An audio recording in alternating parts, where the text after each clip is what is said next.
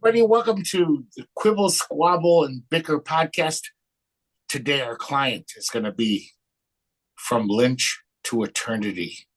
Trapped in a hellscape of their own invention, socially unaware old white men bound by the pretense of being fake lawyers yet knowing no law, no exquisite Latin terminology, they are inexplicably compelled to quibble over minutia, squabble over triflings, and bicker like those who value their backyards far too highly without even knowing the difference between an easement and an alleyway. At this very moment, you have entered the heart of the law offices of Quibble, Squabble, and Bicker. Let's get started. Honoring the life and work of one of our greatest directors, David Lynch, who had recently passed away, 3 weeks ago? A month ago?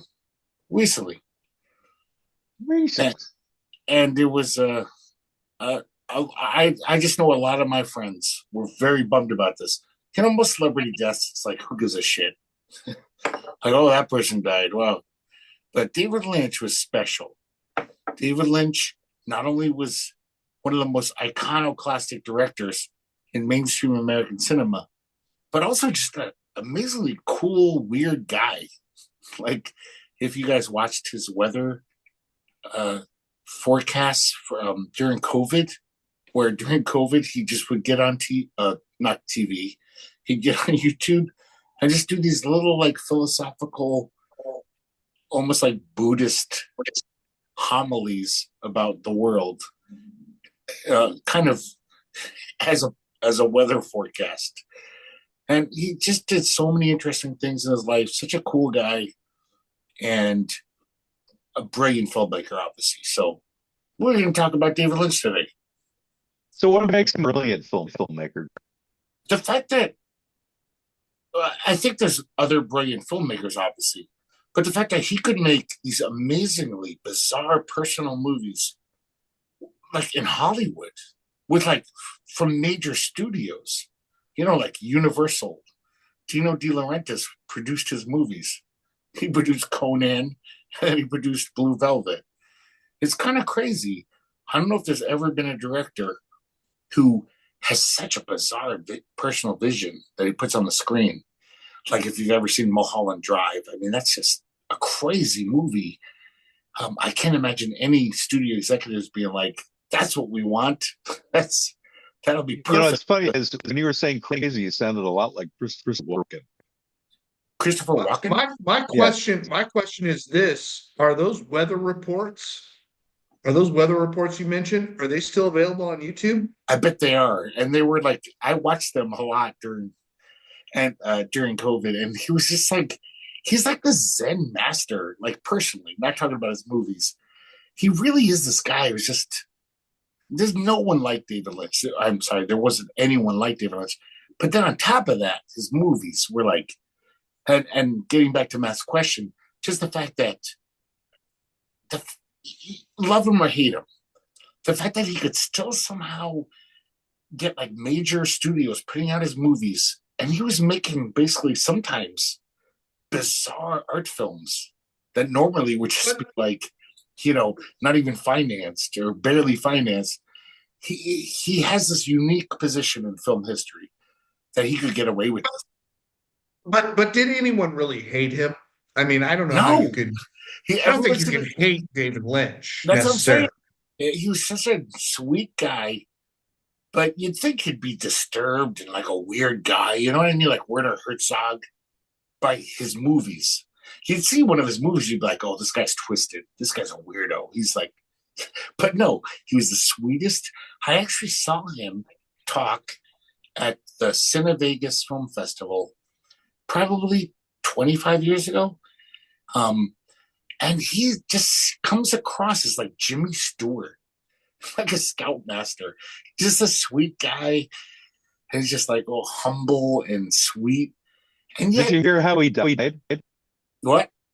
Did you hear how he died? I'm sorry, you're getting echoes. I can't hear it. Did you hear how he died? It was he was masturbating with a rope around his neck, I believe. Oh, it wasn't that just guy. Kidding. No, he was a lifelong smoker. I know, Matt. Wait, I'm not done. Let me finish saying. What? The fires in L.A. No, Apparently, he that wasn't. was He didn't burn up, but he had no, but emphysema. the smoke in the air. All right. So did you have the answer to it? You said you didn't have the answer to it. Like, are any watching the first Brendan, are question? you hearing Matt's voice repeat and echo? Mhm. There's a person on the doubling. It sounds kind of cool, actually. He sounds like some alien. Batting tonight. I Jose just echo crazy. Canseco. Next up, at I, back. I was putting this particular new way of talking on the podcast work where it's not. Matt, we got to figure this out. We can You're really like, I can't hear you. It's like Jar Jar Binks meets the little midget in Twin Peaks in the red room, talking backwards. Oh man, has that got to be one of the weirdest? Like, Oh, the I don't know. climax. That's a pretty weird David Lynch moment. That whole moment with the little guy. If I'm thinking about the scene where he's like, "I'm at your house now. Call me." That you were talking about that guy? Yeah, but I barely remember that part. I just remember him being like, "Jib shot for hamburger,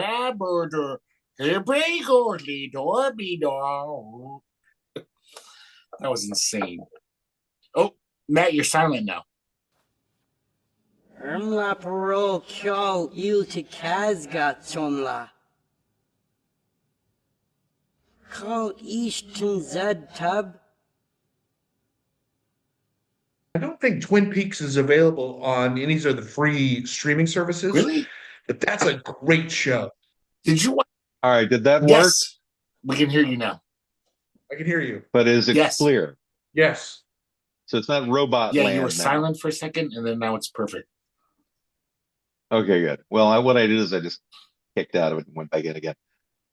Okay, well, like I was telling Greg during our break, which was that I never could get into Twin Peaks. So how many episodes does it take before it becomes interesting?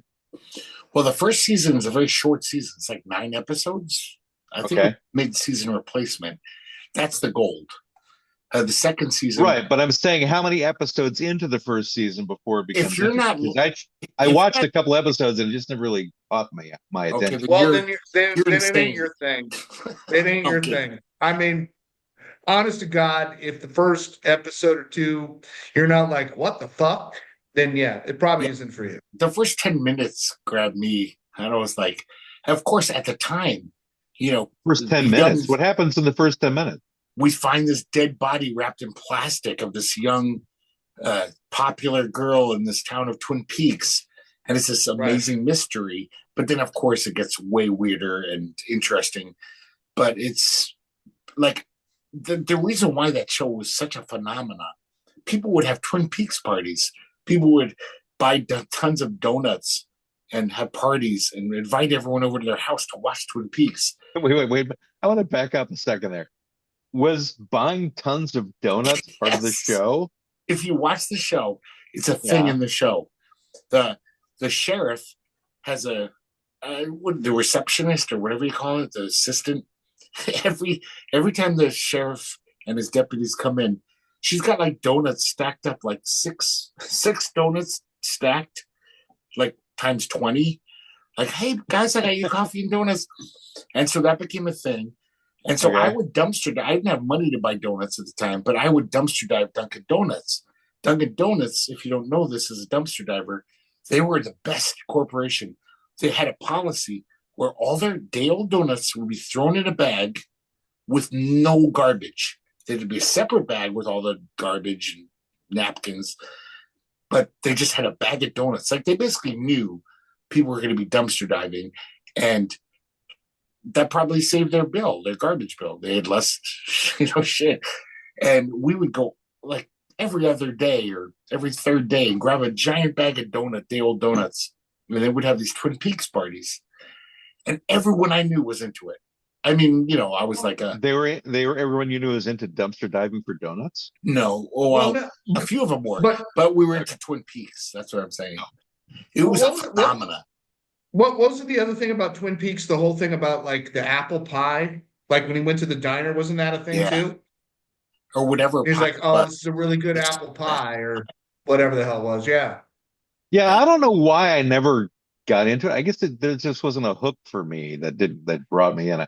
I don't think the crime part of it in the beginning would have got me. I think maybe if the donut thing had been there in the beginning, it might have got me. But I don't know. I don't know what have made it of interest. Or maybe I just wasn't in the right mindset to watch it the couple of different times I tried because I gave it a couple of chances because I wanted to. I mean, I Like like when it Blue was Velvet a airing lot. on ABC, Matt, back in the What? day, when it was airing on ABC. Are you Yeah, talking when about? did it come out? 80 something, 88, 89, sometime around there. Yeah, I thought it was more 90, but yeah, 89, Could be 90, somewhere 90, in there. yeah, somewhere around there. When The thing, I think the thing about David Lynch is, and we can talk about this too. He had a certain just vibe to his what he did, how he directed, that I think if you weren't into it, you weren't going to be into it. And if you were into it, you were super into it. It was like that culty kind of thing. Like we're like, love this. And everybody's like, well, I don't know. So if you're into it, you're into it. And I think that happened. I think you make that distinction pretty quickly with his work.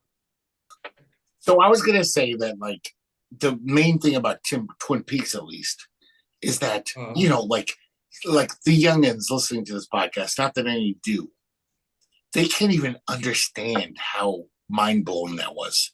They're used to crazy cool shows on Netflix and Amazon, interesting shit. TV was a fucking wasteland in 1989 or whatever. It was like Urkel. No. It was just like stupid shit. Maybe the best thing you'd get is a like not NYPD Blue or LA Law or something. And Twin Peaks comes out on TV and on network TV, at least, maybe even streaming. Nothing that weird has ever been done before. But imagine if you youngins are listening, it's like TV is just pretty much shit. And Twin Peaks comes out and you're watching, and you're like, what the fuck? Not only is it brilliant, but it's fucking insane and weird and surreal.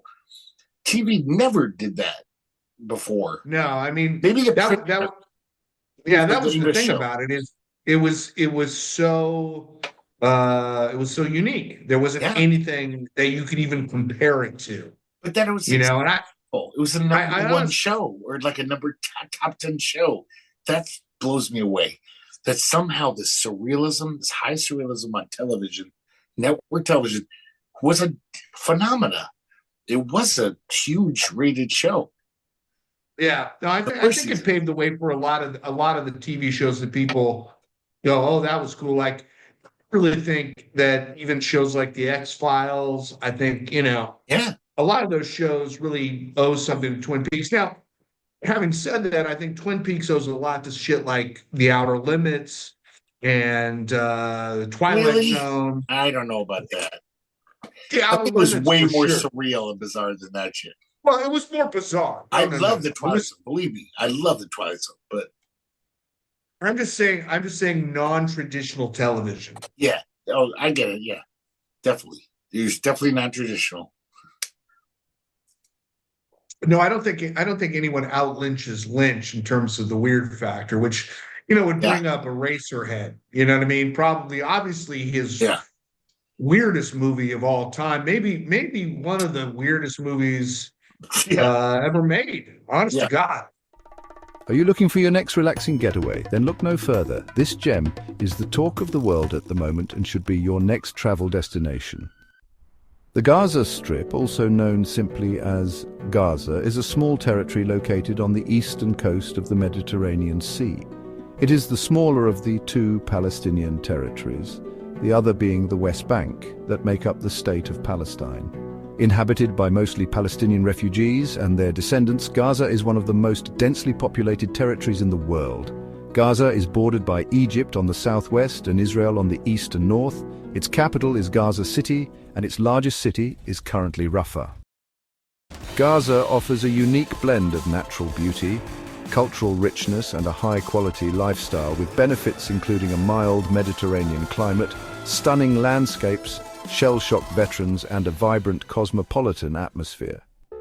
The region is known for its delicious Mediterranean cuisine, featuring fresh seafood, regional specialties, and fine wines, all with a hint of the smokiness that comes from weapons recently fired. The area boasts a rich history and cultural heritage, including attempted genocide with numerous historical sites, museums, and art galleries. The region is synonymous with luxury and elegance, offering a wide range of high-end hotels, restaurants, and shopping experiences. Gaza offers a wide range of outdoor activities, including hiking, cycling, water sports, Israeli bombings, and exploring the natural beauty of the region. Gaza is relatively easy to navigate, with good transportation links connecting various towns and cities with minimal roadblocks. Occasionally, you'll be stopped to ensure you're not carrying any C4 explosives, but ignore that and continue marveling at the beauty of the drive between shelled-out neighborhoods. We know you'll be talking about this vacation for years to come. Book your next flight to the Gaza Strip. Okay. I want a ticket. When can I go? That sounds great. I was really thinking about, like, in the fall, I need somewhere international to go. Yeah. Maybe Gaza's the place. I hadn't really thought about it. I think so. I think a good location. I bet the Baba Ganoush there is outstanding. While doing this particular ad, it made me think that perhaps instead of Wasabi Soda Pop ever returning, perhaps we should do travel logs for ads there every once in a while to, premium destinations like Greenland, Peninsula, red, white, and blue land. Yeah, Greenland could be one for sure. We could go to fictional landscapes as well, like wherever Sherlock Holmes died, and it was England. Or Moriarty fell off of the cliff or whatever. It was England. It's not a fictional. No, I'm saying, like the place, it was where fictional characters actually died, or Narnia. Narnia, which was also in England.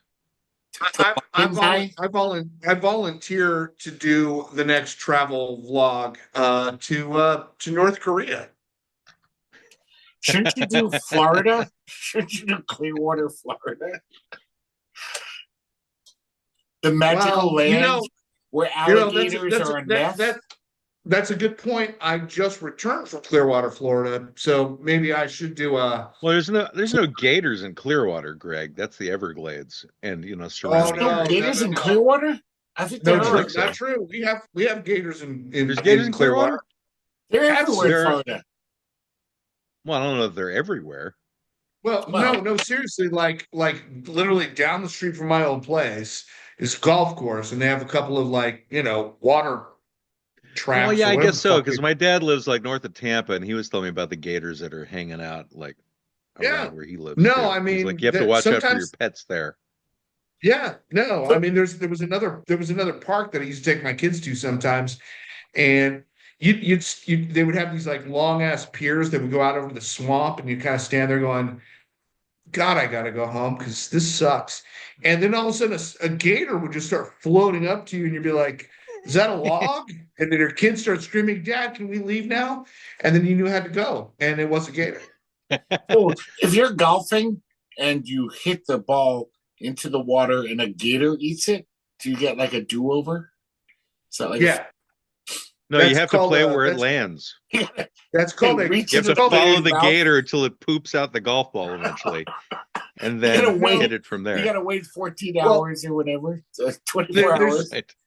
There's two parts to that. Now, if you're in South Florida, like Palm Beach, Miami, down Broward County, you're down there, then yes, that's right. You wait till the gator poops it out and you play through. If you're in, say Tampa, North Florida, you have to beat the gator to death with your golf club and then extract the golf ball from his gillet or his gut with a knife. So it depends on what part of the state you're in. Yeah.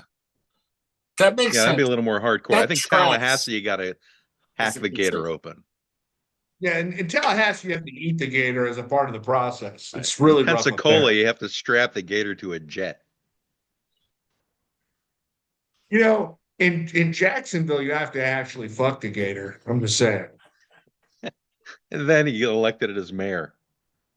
Yeah, otherwise you're the congressman or the secretary or the new district attorney or And whatever. then you get pardoned for doing Wait, it doesn't Ron for DeSantis call his bestiality. oldest child Gator?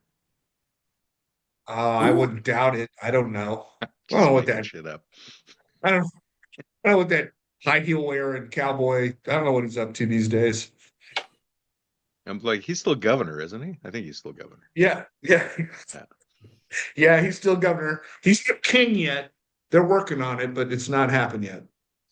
So Matt, you said you're not Yes, a David Lynch, whatever. I'm not David Lynch. That is true. You're not a David Lynch expert like I am. Yeah, I'm definitely not. I mean, But you saw I Blue enjoyed Velvet. Blue Velvet when it came out because Yeah, it was like exactly. I So did really that? enjoyed that. Yeah, it And I impressed you. actually liked the first Dune movie. I mean, I don't think it was fantastic, but I enjoyed it. It was entertaining, you know. Do you think it And was that's more kind of the entertaining? extent of my what? Do you think it was more entertaining than the other Dune, the later Dune? No, I like the new Dune better. Really? Much better. Because that Yeah. seems more dull to me. Like even though, Yeah, I know, but the books are kind of dull, so it makes sense that it fits but there's so the many books problems with themselves. David Lynch's Dune. It's kind of silly, but it's way Right. more fun It's to watch. I think. if you're into like B movies, it would be a lot more fun to watch. Yes. Well, okay. So first of all, we can't really compare David Lynch's Dune to the new Dune relative to director and cinematography and art. Right. Yeah. The new Dune Yeah, is a piece of art. There's no doubt about it. But it's boring. but it's not as interesting as the old Dune with David Lynch. And in previous conversations that I had with Greg, no one does the Space Navigators better than David Lynch. When they I'll wheel agree in with that, you on that. Yeah. Yeah. yeah, when they wheel in that big fish tank, and then there's like those like members of Nine Inch Nails that come out with it, and then it reveals this giant weird anus face, and it's like, Yeah. oh my God, that is amazing. The And I gotta new say, Dune, I finally watched the new Dune like maybe 6 months ago. I don't think I finished it. I was so bored. But the Baron Harkonnen wasn't nearly as entertaining as Kevin McCarthy. That postulant, obese, disgusting creature. I mean, it's kind of Well, over the top. again, you know, Lynch made it a little more cartoonish, and that was the Yeah, idea there, maybe you that's why I know. like it more. Whereas Villeneuve was, you know, going more for something more accurate from the book. Yeah, i.e., boring. That's what you're saying. Well, you know, no, it is a series of stories about sand. So, No, you but well, know, I I read think Dune, the first one. That's all I can make it through. In fact, I don't think I finished it, to be honest. But I did find I, it I don't fascinating. I Frank don't I don't think Herbert. Greg finished either one of the movies, but your point is well taken, Matt, in that the thing about the Lynch version, it was very Lynchy. And I loved it because I love Lynch, but I also love the new Dune, but it is slower. It's just a yeah. slower pace because it's more of an art film because that's Deneuve I saw it is Yeah, fun. and they're trying to make it more accurate to the book, so understandable. And they knew that they were doing two movies when they started the first one as well. So, Yeah, you know, they're this yeah, build and up. I mean, it doesn't really the Dune books get really interesting by like the fourth book, really, which is the is last that book where he that I turns read it? Is was the that the fourth one where he one. turns into a worm and becomes immortal, or is that the later book? Yeah, that's the one where he basically runs the universe as a sandworm. Paul Muad'Dib turns into a sandworm? No, his son does. Oh, okay. I didn't Yeah. read that far. Yeah, no, the third book is Children of Dune, where you learn about Muad'Dib's children and what they grew up to. Is basically his son is the one who becomes the fourth book is called God Emperor of Dune. Now, was that And Frank that's Herbert basically or is that Brian Herbert? no, it's Frank. Okay, Frank wrote that one before he died. I think Brian came along around the fifth or sixth book. yeah. So I remember loving the fact that, like, I don't think I ever finished Dune. I tried to read it like twice as a teenager. I tell you what, though, I really did enjoy the recent Dune show on HBO Max, though. which is called Dune Prophecy, which takes place like 30,000 years in the past. And What? that's a fun one. Yeah. Does it take place on Iraq? So No, prior to like, it takes place a long time in the past. Yeah. well, Arrakis was there. does it take? Greg, hold on.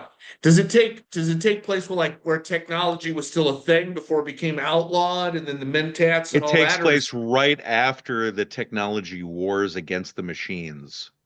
So Oh, it takes okay. place right after they beat the Terminators. Right. So, Oh, wow. I hadn't heard about that. yeah. That's Was And that's that that's in cool. Dune? then intelligent machines are outlawed, and yeah, it's a good prequel to the story of Dune because Huh. it shows the beginning of the Harkonnens being assholes, and it shows the beginning of kind of the Atreides being assholes as well too, and then what Dune's role was at that time in controlling the Empire, or at Whose role? least what's that? Whose role? Dune, Arrakis, the Oh, planet Arrakis. It makes it more interesting. So there's like one season available of that. It's worth watching, in my opinion, anyway. So watch the two new ones, Greg, so you can get caught up, and then you can watch the TV show. yeah. And what platform it's is also that the on? beginning of the Bene Gesserits too.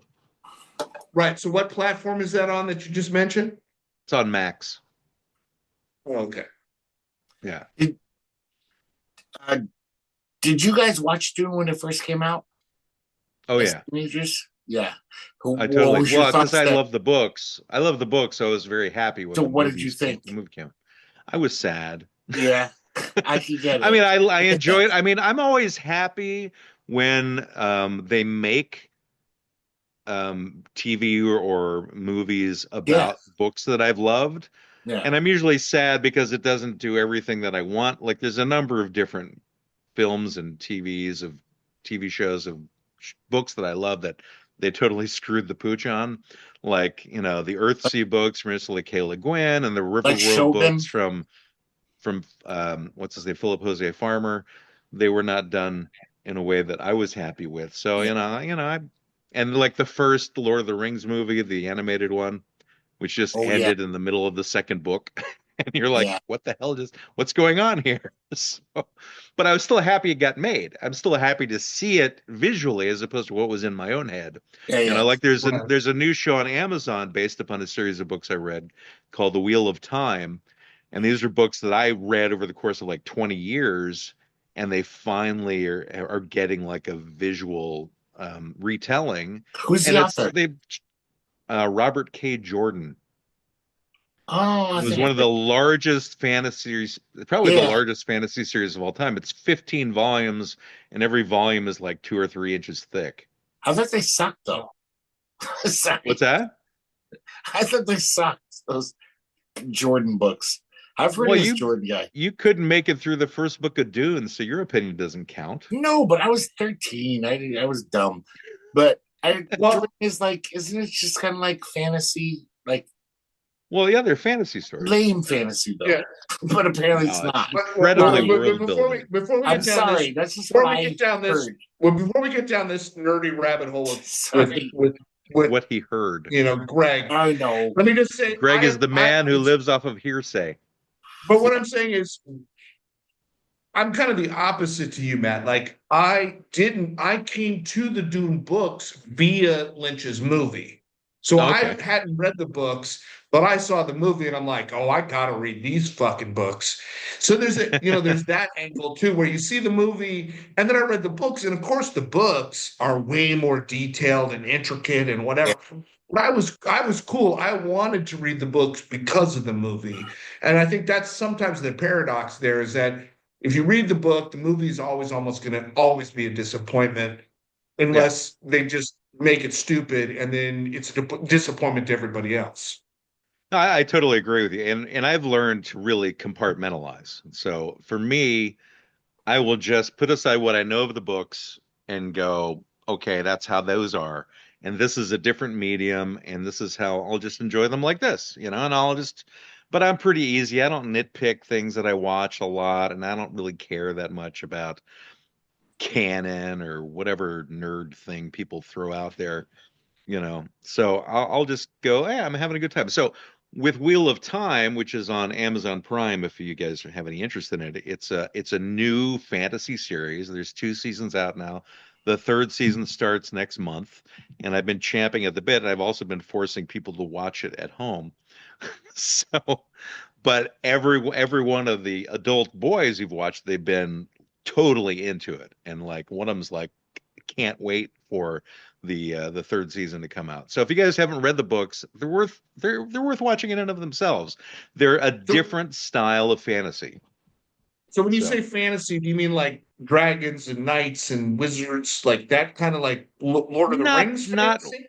It's kind of a post-apocalyptic in the sense of things take place 3,000 years after a guy with a certain amount of powers broke the world, and it's essentially the returning of that person, the reincarnation of that individual is the one who's now going to either save the world or break it again.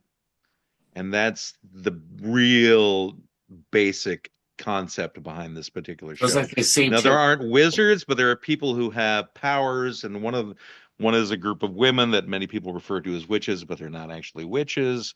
And if men try to get that power, they tend to go insane and kill everybody around them. So that's those women. Not really. Okay. Yeah, they're not doing Bene Gesserit things, but there's a lot of other fantasy stories that you could see in these, but it still has a lot of nuance that's different from other fantasy stories. And especially on television, there's nothing that's been like this before. So I never finished Dune. Yeah, watch a couple of episodes. If you don't like it, you don't like it. But it's definitely worth, in my opinion, watching. I never finished Dune, but there's one thing I remember from reading. I think I read the first 200 pages, and then maybe 6 months later, I tried to read it again. I still got stalled. Yeah. But I know this sounds crazy, but the reason why I think Frank Herbert's pretty genius is that little scene where the diplomats and the power, I don't know if it's the Harkonnens, they come to Arrakis, and the Iraqis, they spit on them. They spit on the floor in front of them. And of course, they like start reaching for their swords. It's like, whoa, what kind of affront is this? And luckily, they have a diplomat there. It's like, no, that's the greatest honor you can give an Arrakis. There's no water. Someone spitting, giving up their life fluids in this world where liquid is so precious, that is the greatest honor you could give them. Little things like that Frank Herbert puts in Dune, like the sociological, the political. He creates a whole fucking world, like world. Well, he goes further than that. He creates an entire universe. Right? No, I know, but I'm saying like little things like that. Spitting has a sense of honor. I just like the idea that there's this entire thing, and the thing you focus on is the spitting. Yes, I know, it's so weird because I never. It's an interesting point. I thought that was brilliant. I thought that was like, wow, you're really thinking this through. You're thinking this whole. But David Lynch probably lost all water in his salivary glands during the wildfires. I was he lost his breath. That too. I was going to say, remember, Greg, when we were talking earlier about like this topic, and I was like, when people say David Lynch, they think of like, Twin Peaks or Blue Velvet or Dune. But what was David Lynch's probably biggest movie? Well, financially and Academy Award. Was it Elephant Man? Yes, the Elephant Man. Which, do you know anyone, Matt, who's been like, I saw Elephant Man last week? Do you know what I mean? It's like kind of forgotten. Like where they rewatched it? Yeah. No, I mean, I haven't watched it since I think saw it. I didn't even at the time. I didn't know he had directed it, so I didn't tie the two together. But I think I was a kid when it came out, and it got me interested in neurofibromatosis for whatever reason. So the fact that I remember that disease is a testament to David Lynch. that's my point. I mean, Yeah. we all sort of, whatever, you might know about the Elephant Man or not, but his depiction, and obviously the actors in that movie, was John Hurt was the Elephant Yeah. Man. Yeah, John Hurt and Anthony Hopkins was in it too as the doctor. Yeah. That's right. That's right. I mean, that movie is such a classic, and that is so David Lynch. And he did that, like few years. Like that was his next movie after Eraserhead. Yeah. Yeah, and it also was not done White. in a surreal way either. It was done straight, Yeah, it's pretty straight. Yeah. Greg, why have you turned red? I don't know. I gotta. Oh, it's your thumb. Oh, His thumb is over the there we go. camera. I gotta go But the on thing about it Walkabout was, again. it know wasn't what had surreal. You're right, because it didn't need to be. It was Right. like David Lynch could just tell a legit, like, this is what happened story, and it was so fucking weird that it was still David Lynch. But I don't think any director could have done it as well. You know what I mean? I don't It's a think so standard either. Hollywood story, but he had to be the guy to do that movie. It was perfect. I gotta mute myself for a second, guys. You have Okay. to mute. Oh, is he taking a leak? So, all right. Well, let's take a look at Lynch's filmography. I'm just going to read them off, and then we can go back to them. So it was Eraserhead, Elephant Man, Dune, Blue Velvet. Then he did Twin Peaks: Firewalk with Me, and then Wild at Heart, Lost Highway, The Straight Story, Mulholland Drive, and Inland Empire. So I haven't seen a number of those. I've seen Mulholland. Dune, Elephant I think Man. you would like Mulholland Drive. I've I think seen you the would really Mulholland like Drive. that. I have not seen Inland Empire, and Mulholland Drive was all right. I didn't mind it. I didn't see I have Inland not seen Empire. Inland Empire. I have not seen The Straight Story. No, I I've haven't not seen that seen one. Lost Highway. I've seen I've that not one. That seen one's Wild. pretty good, but you're I not going might to have like seen that. Wild at Heart because it's one with Laura Dern and Nicolas Cage. That might have come across my viewing at the time. I've seen almost every Nicolas Cage movie I can, which is a hard thing to do. I'm not sure if I saw that one. Did you see that most recent one, the the unbearable truth of Nicolas Cage or whatever it's called? The one that was basically him playing himself. The Unbearable Weight of Massive Talent. Yeah, that's the one. I think is what it's called, right? Yes, I have seen it. That actually is probably the most recent Nicolas Cage movie I thoroughly enjoyed. I think it's amazing that nuts. Nicolas Cage, after being out in the wastelands for 20 years, paying off his IRS bill, he's a great actor again. The past five years, he's been hold on. Now, time out, bathroom guy. Yes. Let me just talk about Nicolas Cage for a second. First of all, his last movie, which we just mentioned, is a good movie. However, Mandy, if you haven't seen Mandy, that's a fantastic movie. I know. I can't find it on streaming anywhere. Didn't Barry Manilow do the theme to that song, that movie? Yes. It's based on that song, the whole movie. Okay. It's the lyrics. I've never heard of the movie before, honestly. But that movie that's filmed in Portland, what, Pig, I think it was called, or I think it was called. That movie's amazing. I'm trying to take my hand down. Oh, there we go. He's so good in that. Pig was a fantastic movie. The whole thing where he comes into Portland and he's just gonna like murder people to find his pig. That's a great movie. So, but for 20 years he was just like taking any shit role, and he became a laughing stock. And then all of a sudden, maybe he paid off his bill, and he's like, I can pick movies now that I want to do, and he's doing great. Or he's just a fan of the art form, and he just loves movies. Or he's a working actor and likes to, just. But for do his so job. long, though, he was terrible. He was like he wasn't terrible. He was just doing a lot terrible. of crappy movies. Well, okay. No, he was being Nicolas Cage. Movies. Nicolas Cage is Nicolas Cage, and it's like in every movie. Yeah, what movie did he do that was terrible? What movie did he do that was terrible? Ghost Rider. Ghost Rider was pretty damn good. National Treasure. No, Ghost Rider was actually okay. I'm sorry. National Treasure was a decent movie. I know. I'm saying he's not doing great acting in those movies. He's just doing like showing up, getting his paycheck. He's like, okay, I'm the lead. Face Off. Face Off is ludicrous. He's like No. comical in that. It's almost like No. comedy. It's not meant to be Face a Off comedy. is a fantastic Yeah, movie. it is. I will die on that It's hill. fun as hell, but he is not. You would not give him the Academy Award for Face Off, would you? Oh, Would you of course say not. best actor of the year? No, he's. I would ludicrous. say he and Travolta did a great job on that movie of imitating each other. Okay, I think that was a great act. Are we? But here's the thing: are we talking about? Well, Nicolas Cage didn't play the appropriate retard, so he doesn't get an Academy Award. No, he was just doing.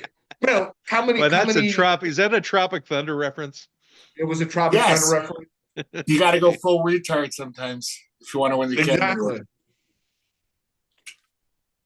He just never did that. He was just making movies. Now, he made some dumb ones. I'm not a huge fan of Con Air. He made a lot of dumb ones. Let's just say. Yeah, Con Air, his drawback in Con Air was his hair. No, that was his saving grace. His hair was fucking perfect. Oh my God, it was glorious. That scene was like, oh no. But yeah, he did some dumb movies. But have you seen The Color Beyond Space? I never even heard of it. That sounds interesting. Color Beyond actually, Space. my favorite role for Cage is in Matchstick Men. Oh yes, I saw that. Yeah, probably. You never saw that one? As well. No. But yeah, that's can we like get a back to phenomenal movie. That's him and Sam Rockwell, basically like he's great, working together as scam artists, as their con artists together. But Cage has OCD like really, really bad, and so that's what makes this movie is him portraying Nicolas Cage with OCD. And it's got to get a really good script too. I want to bring it back to David Lynch in a way, because even in his prime, supposed prime, Nicolas Cage is kind of not that great in Wild at Heart. It's a fun movie, but David Lynch has that ability where he makes his movies where like Kyle MacLachlan is in like how many of his movies? So 4 or 5? All of them? And Twin Peaks. And was he the eraser and Eraserhead? Kyle MacLachlan is terrible. Kyle MacLachlan's not a good actor, and yet it works in David Lynch's milieu. He can take any actor, even if they're... Kyle MacLachlan was good in Portlandia. Yes, he was. That was funny, yeah. And he's always good in David Lynch movies, but he's not a good actor. It's just David Lynch knows how to use his kind of wooden whatever it is. Whatever he has, he knows how to utilize that and make it great. Like, I mean, Twin Peaks is amazing as Agent Cooper, but that's a whole different thing. But Blue Velvet. Well, he was perfect for that role. Yes, exactly. He was made for that role. Blue Velvet is like, I think not just me, like the majority of people are like, yeah, that's a great movie. But Kyle MacLachlan's role is just like, I'm this boring little teenage guy, and like, it's not great acting. You're not like, wow, Kyle MacLachlan. But like somehow David Lynch. He's now Kyle MacLachlan? Isn't that how you say it? Kyle MacLachlan?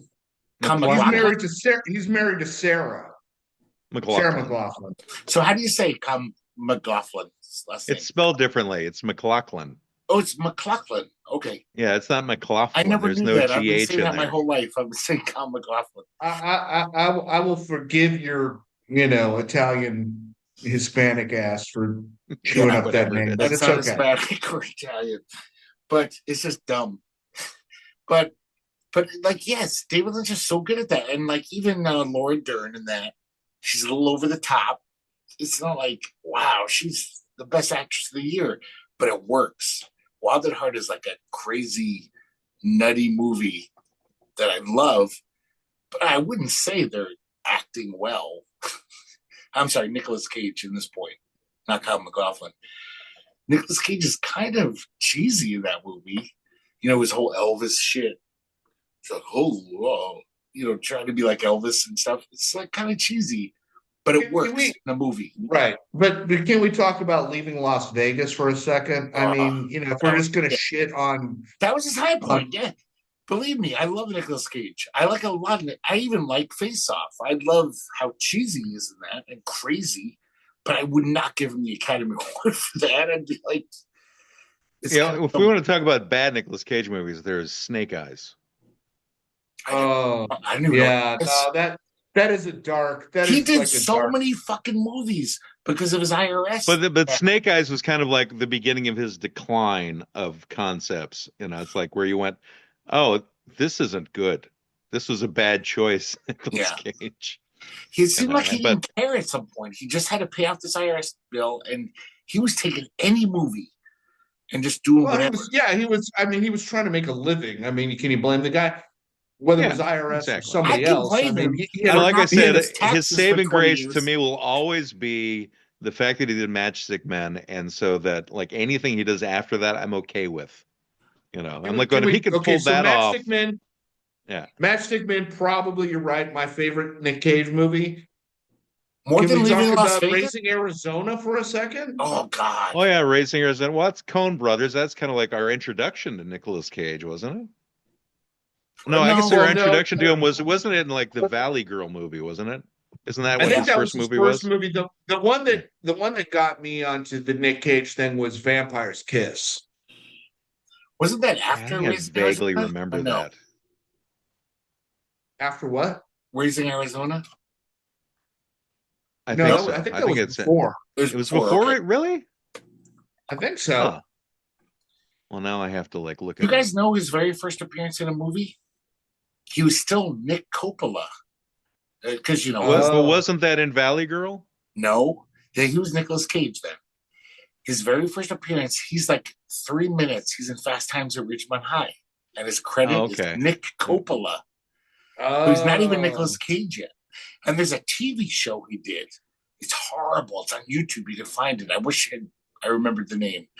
It was this wretched TV show he did when he was still like even before Fast Times.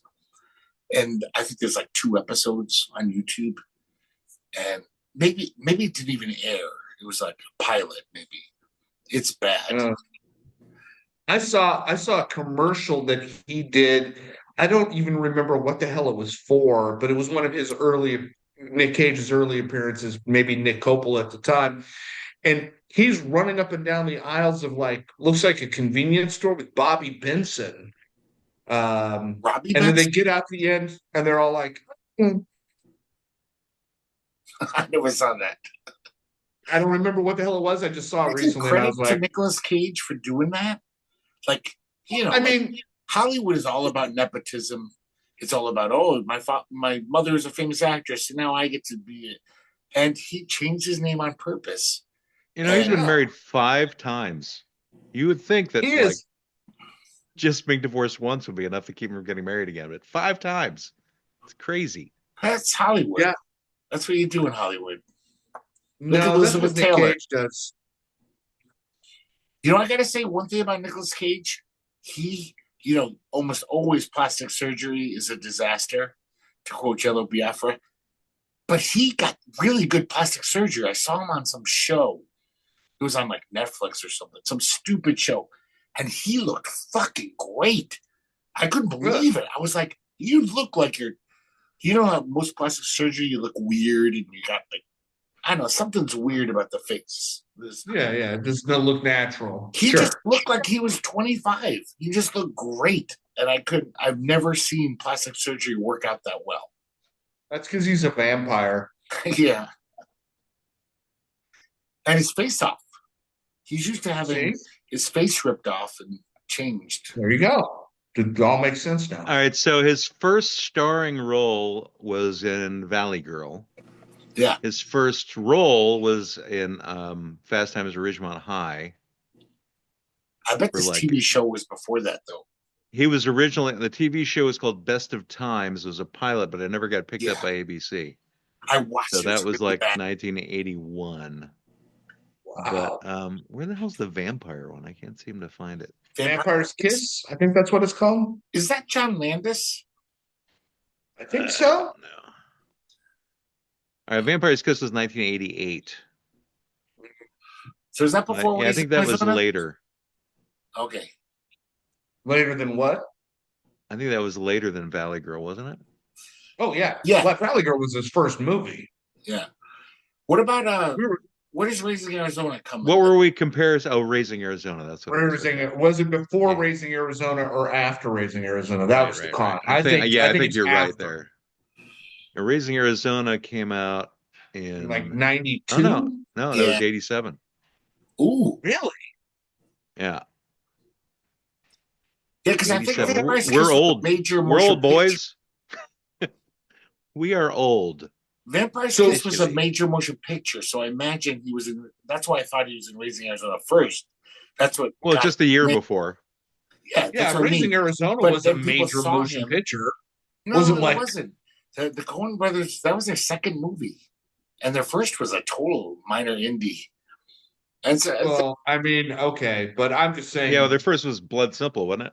yeah, and that was a Yeah. total like just played in art houses basically. Yeah. Raising okay, so Arizona- what makes Vampires Kiss That was a hit. major motion I think picture? that had a big push. Like that was like TV ads and stuff. That was a movie. Like John Landis. it was- it Was didn't it John do well. Landis? It didn't do well. It was. Oh, it was a nobody liked really it. weird movie. No, Vampire's Kiss was Robert Bierman.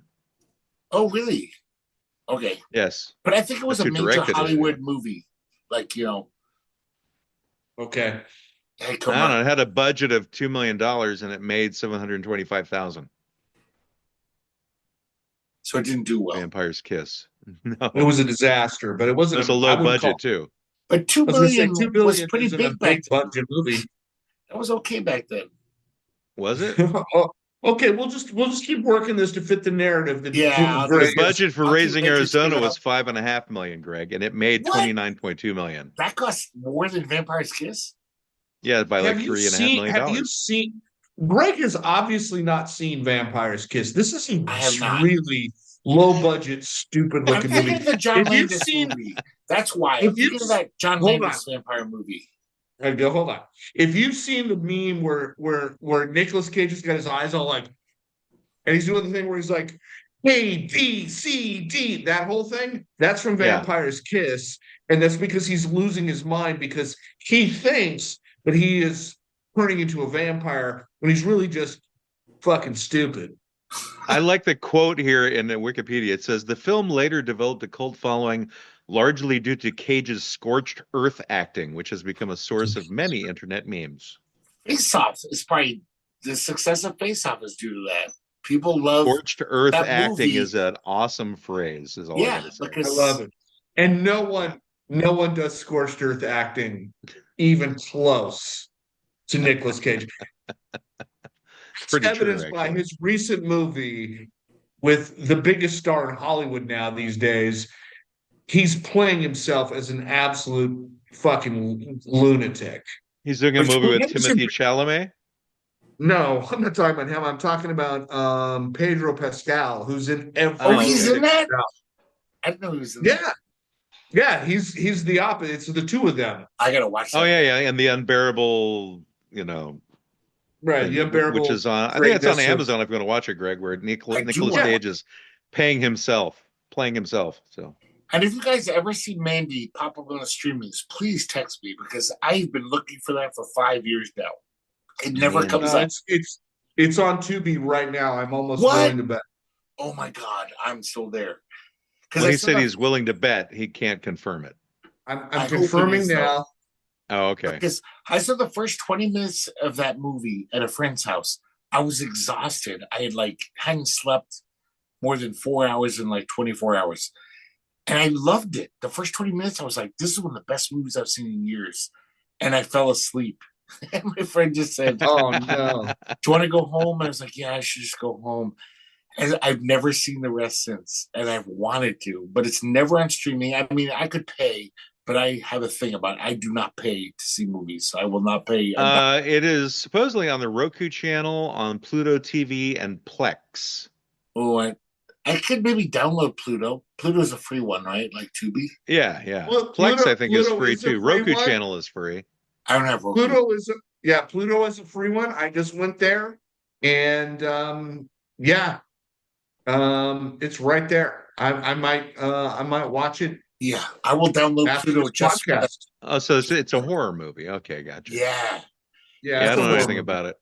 it's amazing. It's a horror movie, but it's absolutely. There's another movie, I think it was the movie he did before this, which is kind of a play off that video game where you're like locked in this Chuck E. Cheese and all the animatronics are possessed by demons I or heard of something. that one. Yeah, Oh yeah. yeah, that's Oh, like it's a- the night or something. What the hell's it called? I the can't night remember. of whatever. So he did a movie like that. I swear he said 4 words the entire movie. The rest of the movie, he plays pinball, drinks energy drinks, and then murders monsters. It's fantastic.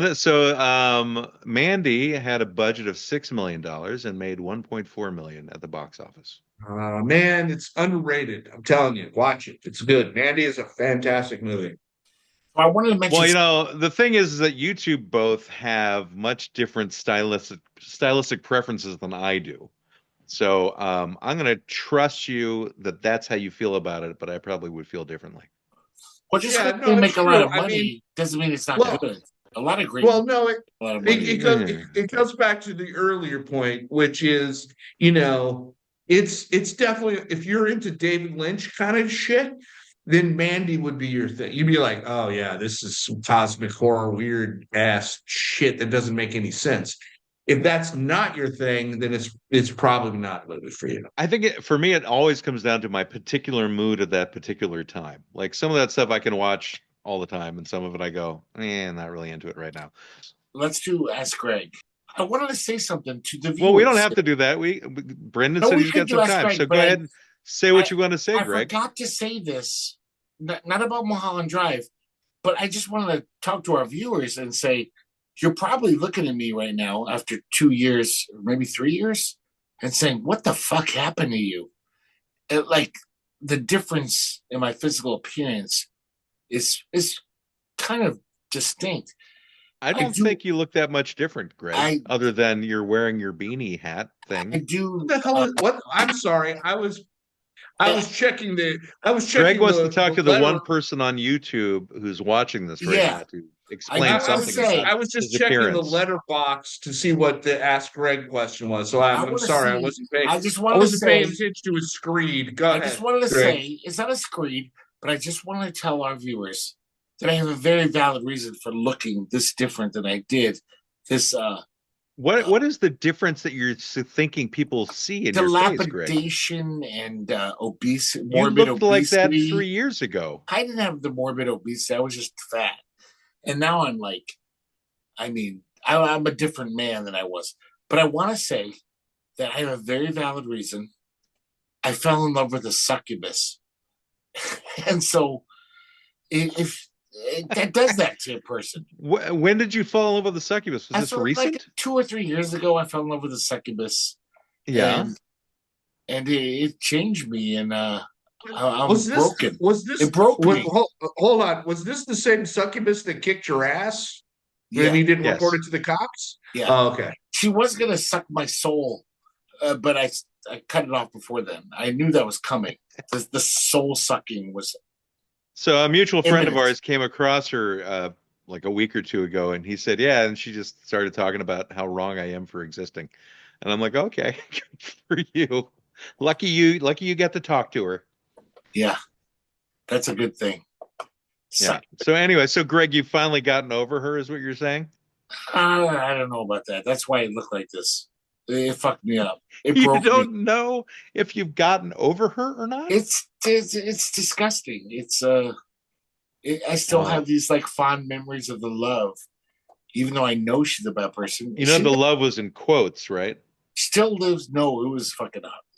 The most I've ever loved anyone in my life. Oh, you mean you loving her is what you're saying? Well, she loved you were like me. gaslighted so hard, and you were like pulled into this narcissist web so hard that you think it was actually love. Got it. Okay. It felt like it at the time, which was good enough. It felt good. It felt great. It felt like magical.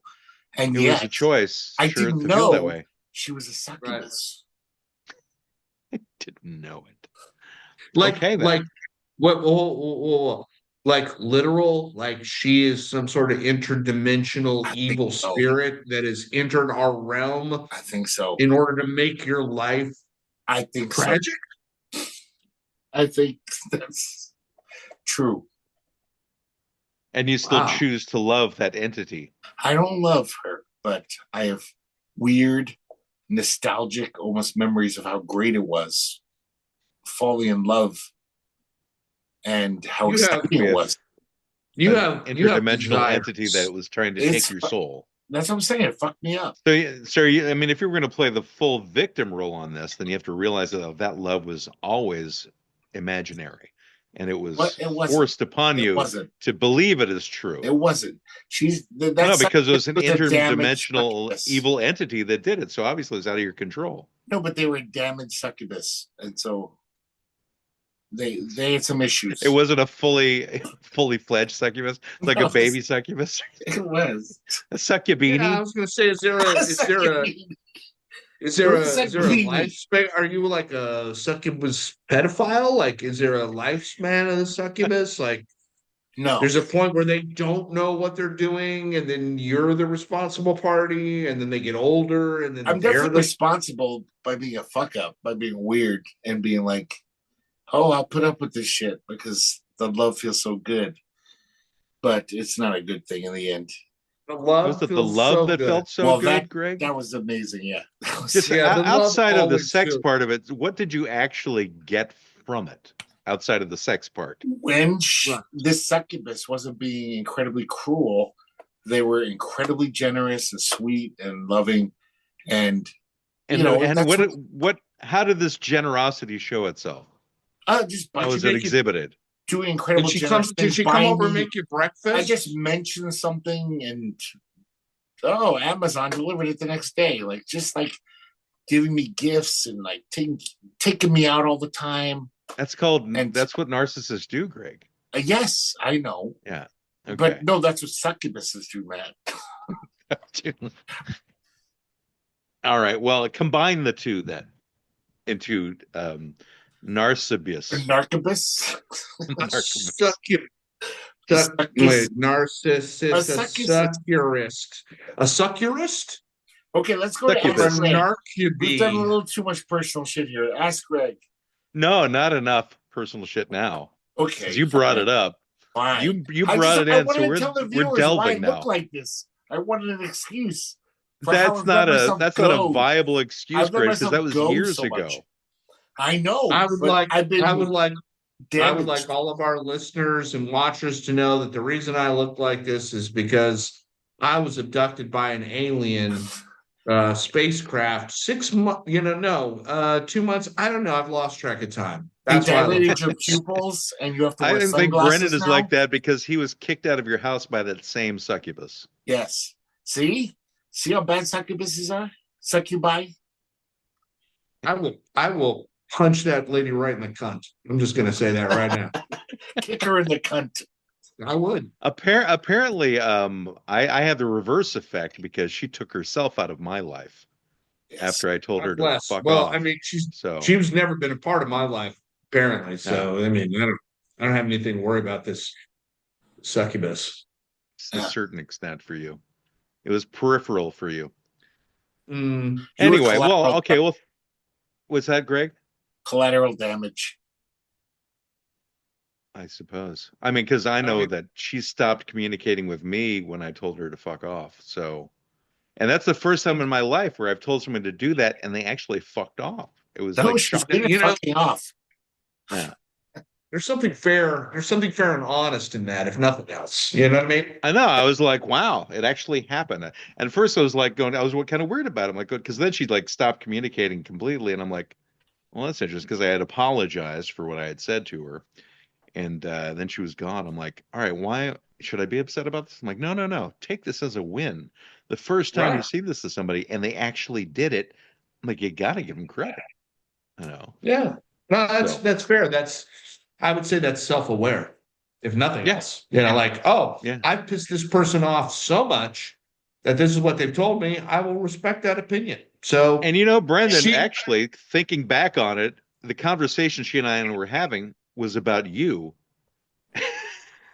I'm just thinking back on why did I tell her that? I'm like, I was trying to get her to make an apology, and she's refusing to apologize for whatever it was. So I was like, all right, you can just fuck off then. What did Brendan have to do with it? Oh, I don't remember the details, but it had something to do with him being at your place, How? Oh, he and went vax. it Right. That maybe was the whole that. I thing. don't recall She exactly didn't what it want was. me I like was trying to her get her to friend. look at another perspective, and she was like unwilling, and then she was just getting belligerent, Yeah, and which was making, my trigger is when people get angry with me. So I get angry when people are getting angry with me. And yeah. so that's when Right. eventually I was like, you need to apologize for this, and you need to apologize. And she's like, I'm not gonna apologize. I'm like, well, you can fuck off then. And then, that was kind of the end of it all. You So know, yeah. there is a pilot season opener somewhere buried in my hard drive about, everybody hates Brendan. So, she can just be a part of that show, apparently. She But didn't hate you. that's She that's just was somebody like else's show. so like she had health issues, so she was like so worried about COVID, and you weren't that. And Right.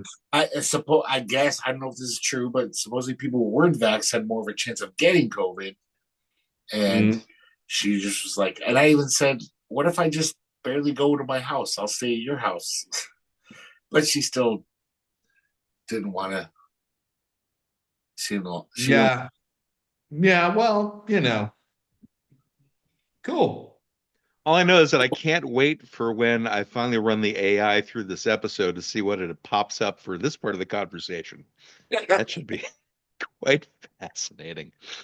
Anyway, all It'll right. just So why don't we go? I mean, I'm not going to play the thing for Ask Greg because I'll just toss it in later. So He has an opinion, may not always be right. He's a real fake lawyer. He's old and he's white. Ask him a question, 'cause he's a good egg for bogus advice. Ask Greg. Ask Greg. Ask Greg. So Brendan, if you found something from the Ask Greg litter box, the litter box. Let me The check. leather We have a big box. board Sorry, here not the at litter the box.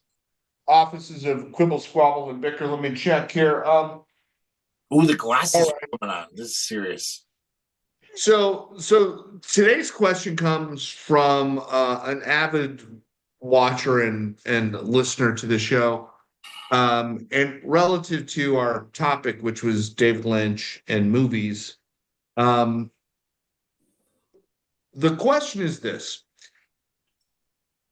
obviously, certain intellectual properties become available after a certain amount of time. They're just become, public domain.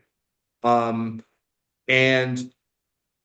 it's like Steamboat Willie, for instance, or other things. So the question is, in this instance, how long, because the time difference is, it varies. How long is too long before something becomes public domain? And should all Nicolas Cage movies be immediately made public domain? That's the question. It would be against the law, the copyright law as it stands now, since they're only like, most of them are like 20, 30 years old at most. But it would be a good idea for the intellectual properties to enter the intellectual discussion. That's why they invented copyright laws. You want to be able to do variations on these old books or forever or whatever. So The old Nicolas Cage books. It wasn't for that. They didn't predict Nicolas Cage would make books and movies and comic books. But I do got to say, though, it's a great thing, no matter when it comes into public domain, because as we saw 2 years ago, when Winnie the Pooh came into public domain, we were treated with a wonderful slasher horror movie about Winnie the Pooh. They couldn't do that 4 years ago. Already there's plans for a Steamboat Willie horror movie that'll be wonderful, I'm sure. I think they're missing out on the usage of Steamboat Willie. That should be the name of a porn movie. They'll probably do that too. Yes, because isn't that what you call your penis, Greg? I do. Steamboat Tiny, but so I think like I'm looking forward to the day when like A Farewell to Arms by Ernest Hemingway could be made into a horrible slasher horror movie, and F. Scott Fitzgerald's works can be adapted into a shitty horror movie. This is a great thing in our culture where, thanks to public domain and the copyright laws, we can turn all of art, all of centuries of art, into shitty horror movies, like the Winnie the Pooh movie. So I think, And the Statue of David. that's a great idea for a horror movie. That would be like Jason or Freddy Krueger. That would be so scary. With his little penis. That's right. Jason the Argonauts uses Jason from Friday the 13th. You could do that. Yeah, it's all thanks to copyright law. We can do this now. And so I think it's a good thing that things go into public domain. In the case of Nicolas Cage is still alive. So he could remake these movies with his new refound acting chops. I can imagine Face Off being done straight, being, him doing it as a good actor. I don't know if it would work, but it would be interesting. Well, what do you think about the Hollywood idea, the trial balloon that's been floated of a remake of Face Off, except instead of Travolta, it's Tom Hanks? I don't know until I see it. I don't see that one working. Yes. No, Tom Hanks. Tom Hanks has got range. Yeah, but he was not in that particular. Buddies. I don't think Tom Hanks is bad enough to do that movie. But that's it was either Tom Hanks or Tom Cruise. And they just thought just every actor named Tom. So Tommy Lee Jones might be better to throw in there. Well, Tommy Lee Jones is pretty old, so that didn't make any sense, Well, actually, it might make the best sense, actually. Hanks and Cruise are similarly aged relative to... What other actors named Tom? There's, what's his name, who plays Spider-Man? Child. Tom Holland. Yes. Tom Holland, yes. He could do it. He could switch off. No, he's too young. Cage. He's too young. You need somebody, in their 40s, 50s. They could put makeup on him. They could age him. Yeah, but Tom Cruise is in his 60s, so he doesn't count. But I don't think he's in his 60s. And Tom Hanks is like in his 70s, isn't he? They still look pretty young, those guys. Let's see. But Tom here's Hanks. the thing about them. Age regardless, they're draws. Hanks is 68. Hanks is 68, okay. And Cruise is 62. Wow. Yes. Welcome to our own old age. Well, time out. Can we just all take a moment and accept that Tom Cruise is 62 years old right now? That's fucking weird. Brandon, I hate to tell you this, but next year, in a month, I'll be 60 years old. No, you won't. No, you won't. My wife no, is you yelling, won't. saying things to me. You are only 58. Right. Next month, I'll be 59, and a year from then, I'll be 60. That didn't make sense. I didn't hear that at all. You're not supposed to be eavesdropping. Watch your show. I was on the show, and it sounded like you said you're going to be 60. I said next year in a month. Okay, I guess I didn't hear that. That may have been muffled. I missed it too. And because I was anyway, like, next year you're going to be 60. I didn't realize. Okay. Anyway, Tom Cruise looks young enough to be your son, strangely enough, and short enough to be. Yeah. I don't know. I mean, the last picture I saw of Tom, obviously he's way better looking than I am. But, he's definitely starting to show his age. I mean, plus he's had a bit of work done on his face, too. He's got some weird things going on in his face. But that whole jaw thing, what the hell is that? Do you know? He's looking a lot like his brother. I don't know if you've seen his brother, who's also an actor. Brother. But his brother's got that kind of high cheekbone thing going on. His brother's name is something Maypother. What is it? Where is this stupid? Not Tom Cruise's. Maybe. Oh no, it's his cousin. All right, it's William Maypother. You've seen him in a bunch of things too. He's been in Tom Cruise? Lots of movies. Not really. You don't really see the resemblance, but there is some of it there. But yeah, he was in the TV show Lost for a while, and a bunch of other things. Yeah. So he'd Gotcha. be somebody. He's like one of those guys. Like you'd recognize him because you saw him in lots of things, but you wouldn't know what his name was. Right. But Do you think, anyway, Okay. so do you think with all of his Hollywood clout, Tom Cruise and his millions, do you think he could have been like, "Hey, David Lynch, I want you to cast me in your next movie"? Do you think David Lynch would have just been like, "No"? I don't know. He could have done something with Cruise. I mean, he did something with Kyle MacLachlan. I know, No, but that's no, a different no. thing. Hold on. Greg, Cruz did one better. I'm just going to give you this. He did Eyes Wide Shut with Stanley Kubrick. Oh, And if you want to Kubrick, go right. down a fucking rabbit hole of bullshit, check that out. So, yeah, I think he did better than David Lynch, to be honest. I would say that the best thing Tom Cruise ever did was Magnolia, because he kind of Magnolia's pretty awesome. Yeah, It's a good movie. I don't know. I thought My Cruise. favorite- I finally thought Cruise was a decent actor in Born on the 4th of July. You know, the Oliver Stone flick. Yeah, that was almost like going retard though, going full retard. It was like he one went of full those handicap. He went full important wheelchair. movies. Yeah, you know, it was But- like, this is an important movie, and you're gonna do melodrama. You know, like I have no legs. Oh, but my favorite role, I think, will always be his role in Tropic Thunder. That's amazing. That is an unbelievable bit. I think my favorite Tom Cruise movie is Jerry Maguire.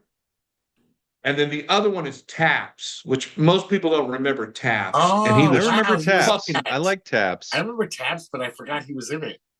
'Cause he's Yeah, not he a was major the role, right? psychopath. Yeah, he was the crazy Marine kid. I barely remember it. I saw it I when think it came out. I think that might have been Tom's first role. Yeah, It was probably. either that or The Outsiders. I can't remember which was first. He was in The Outsiders too. You don't remember him in The Outsiders? No, He played a little bit of a know it had psycho lot in of- Outsiders also. I know it had a lot of famous actors who went on to other things, but I forgot that he was in that. Yeah, saw that when I mean, it he came out. did better than what the hell is that guy's name? Well, Ralph Macchio was in it, and Oh, you're off, buddy. Timothy Hutton, wasn't he in The Outsiders too? Matt Dillon. don't remember. You know, that's a guy who's underrated. Matt Dillon is an Oh, underrated actor. I think would he's say. amazing. Yeah. Yeah, that's a guy who should have had a Matt much Dillon. bigger career, I think. And Matt Dillon's favorite role for me is from There's Something About Mary. Oh, Matt Dillon was That's a fun fantastic. role. Everyone in that movie was fantastic. That's just a treasure that we all need Did to you guys love. ever see Wild Things? Isn't that the one with Dillon. like Denise Richards and Yes.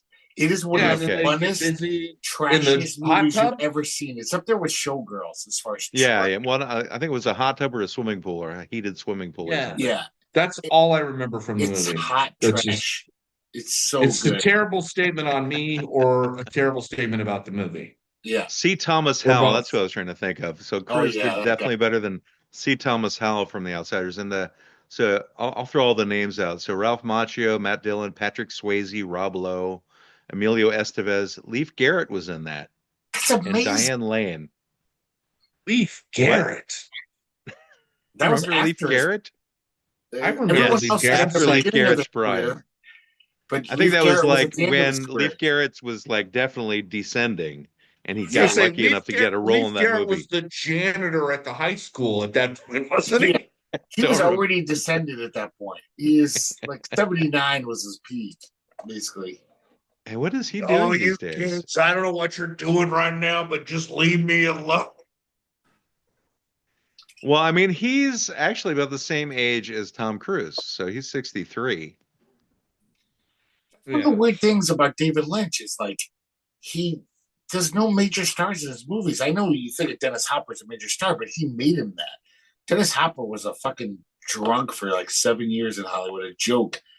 And then I can't even picture what? he made What the hell are you Dennis talking Hopper. about? Dennis Hopper was a useless Well, it was a actor until- revitalization of Hopper's career, Yes. definitely. From Dennis Blue Hopper Velvet. was like playing like not made for TV movies because he couldn't even get those.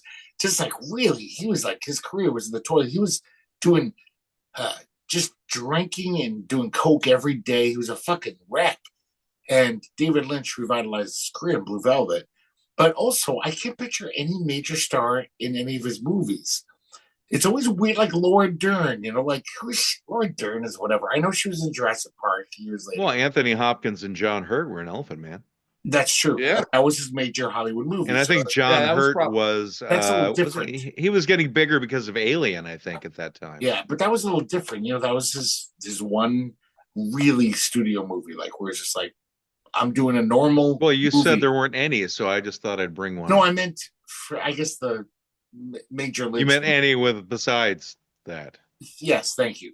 And okay. I can't even picture any major Hollywood star acting in these movies. Like, sure, Tom Cruise might have pulled it out of his ass and did a great performance, but I just can't picture any. Yeah, I think that he kickstarted Isabella Rossellini's career with Blue Velvet. He was just this oddball that guys and weirdos. What's Dean Stockwell? Blue Velvet kind of brought back Dean Stockwell before Quantum Leap, and all these guys who were just like kind of peripherally in Hollywood. Well, Dean Stockwell was always kind of a character actor, anyway. Yeah, but I mean, he was pretty big in the late 60s, early 70s. He had a little kind of heyday, doing some Roger Corman stuff that were kind of big. But Roger Corman wasn't like anybody's heyday. No. Well, I mean, there was some. Come on. Roger Corman, really? I know, but they sold tickets, whatever. They sold. Yes, they did. They got people. They did at the drive-in. That's people true. Saw them, and like Dean Stockwell could star in a movie, even though it was Roger Corman, and then his career was just like nothing. Maybe he'd be on a TV show. He'd be on Columbo or something. Oh, here's the part. Remember how you hate the comic strip, The Angriest Dog in the World? Greg? Yes, so dumb. That was written and drawn by David Lynch. Duh. Yeah, that's the only reason anyone ever got published. I didn't know that, and I loved that comic strip. What? Even though you thought it was dumb. I did. I loved it. So I loved that let's one. Describe to the viewers Angriest Dog in the World. Angriest Dog in the World was a comic strip where David Lynch drew one drawing of this it's kind of a good drawing. There's usually 4 panels of the same drawing. Of an angry dog chained at the leash, just like it's like at the end of its leash. And then David Lynch would just write like some surreal haiku or parable or whatever. Right. Just some random thing. Obviously, Greg, you just didn't get it. I did not get it. I don't think anyone got it. The only reason I got it, Greg. You got it. And if I got it, other people got it. This is when you were high. It might have been. That was during my high period, so that's very possible. I like a lot of I don't remember any books part that of are weird and odd, and that was just. Brendan, you really got to look up The Angriest Dog in the World. You will either enjoy it or you'll be like Greg. You won't enjoy it. No, you won't enjoy it, but it is kind of fascinating. Greg, you can't say that for everybody.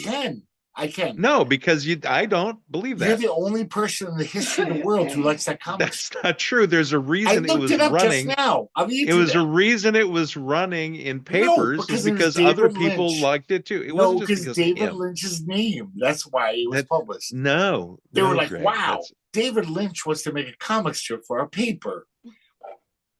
Before he was famous, this came out in 1973.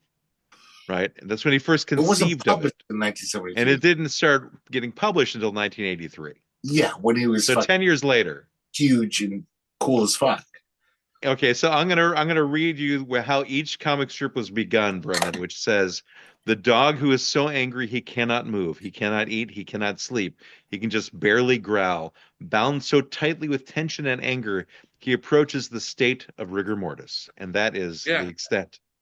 And then that's basically what it looked like every single episode. With some bizarre. Yeah, no, I'm looking at it now, and then every single strip. So Greg, the reason here's the difference. So you're always, in terms of like music, you prefer more punky things. Yeah. And you're not interested in the lyrics of things, right? Yeah. Right. So this is the same kind of thing. This is a progressive comic strip, Greg. Lyrics. It had shitty. There was never something clever or whoa, that's a cool thing to say. It was just some random. There was always something that I'm just going to disagree with you, and you're going to keep talking in generalities, and I'm going to be more specific about how it meant something to me. So you talk about how everybody hated it, and I'll tell you that's not true, and you'll continue to disagree with me. Well, proved me wrong. I'm gonna You're say the this. one person who liked the strip. I get Okay, it. I'm gonna say this. Hold on, Greg. I'm gonna say this. I've never experienced this comic before. And so I'm looking at it for the first time, fresh eyes. I don't have any dog in this hunt, pun intended. I think it's funny. Now, I haven't read a lot of these, but This is a reminder. Can You're you tell gonna make me Greg lose his mind. the one you looked at? Tell me what it says. But hear me, shut up. Hear me out. I appreciate the avant-garde aspect to it, where it just keeps repeating that this fucking dog is so like fucked off about life that he's like, ugh. And then I started to get into the other ones where it does have that same intro every time, and it's the same 3 panels. And then apparently Lynch just adds other weird shit. But this is very David Lynch, Greg. So I can't see how you're pissed off Can you about tell me the strip you looked up right now? What does it say? What's the dialogue? Well, there's a bunch of them. I've got like several of them here. Give me one. Okay, let me pick this one here. I haven't read it in 30 years, to be honest. So Give me. maybe now I'll love it. I'm not saying you love it. I'm not even saying I love it. I'm just saying I don't hate it. It says the dog who is angry cannot, but I can barely read this. Just tell me the one different thing. It says, Bill, I met a girl named Claire who seemed to know an awful lot about. No, I can't. Let me pick a different one. This one's just. No. It'll all be no. just Hold as on. dumb, trust That me. one's just. It's just blurred out. I can't read it. Here, let me see. This one I can read. Same intro. Now this voice bubble is coming from the house, and it says curiously. They always come from the house. Yes. Yeah, it says curiously, due to the fact that we have recently discovered that Pete is a bona fide idiot, and meanwhile, Dog is just like, ah. It says so the dog we is can now always like that. appreciate why his arguments are not convincing, and then that's it. Rubbish. This is That's why what I gotta Greg can't get it. He can't get it. It's out of his psyche. I don't get it. I don't like it. Nope, sir. I don't like it. Right, but you can't speak for everybody, Greg. I can, but I can speak for everyone else Here's the thing. I've ever talked to. Who thinks Here's it's the shit. bigger thing, going back to the point of this the point of the show, which is, yeah, I can't say I enjoy this. I can't say I'm like, oh man, I can't wait to see what this fucker comes up with next week. But you appreciate the weirdness of it. Okay, hold on. It's not the Far Side for sure. But this is 100% David Lynch bullshit. Yeah. So I can't see how you love all of those other shit and then think this is dumb, because it's kind of the same thing. Just like Matt, if you love this, how could you not think Twin Peaks was cool? Because it's kind Like of I the said, same it just vibe. I didn't see enough of it to like grab me. And I just never got I never had anything bad to say about it. I just didn't have anything to say about it. I challenge you to watch like the first episode again with a fresh set of eyes. It's actually I probably will, like one of these days, try and get through it, power my way through it. It's kind of like Battlestar Galactica, like the new thing. I've been trying to get through that for years too. It's like I heard great things about it. I don't know about Battlestar Galactica, but no, I'm talking about the recent reiteration of it. The one the that most came out in recent. like the last 10 years. Is there a recent one other than the one that was like, I think like 10 years ago or something? Yeah, it was like 10, 15 years ago it came out. That's the one I'm talking about. Yeah. Where the Cylons are now hot women. Right, that one. Yeah. Now I can't get past. I'm an old school Battlestar Galactica.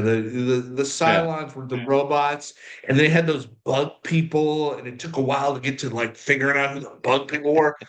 It's a fucking good show. When I saw all I know is right now we're seeing Greg's hand on his wall.